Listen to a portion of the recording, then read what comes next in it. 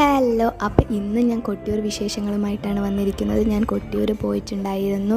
പക്ഷേ video upload ചെയ്യാൻ കുറച്ച് ലേറ്റായിപ്പോയി, കുറച്ച് തിരക്കും കാര്യങ്ങളൊക്കെ ആയിപ്പോയി. അപ്പോൾ ഞാൻ വയനാട് വഴിയാണ് കൊട്ടിയൂർ പോയത്. വയനാട് പാൽച്ചുരം വഴി വലിയ ബ്ലോക്കോ കാര്യങ്ങളോ ഒന്നും കിട്ടിയിട്ടില്ല. ഞങ്ങൾ ഉച്ച ദർശനത്തിനാണ് പോയത്, അതുകൊണ്ട് തന്നെ വലിയ തിരക്കൊന്നും ഉണ്ടായിരുന്നില്ല.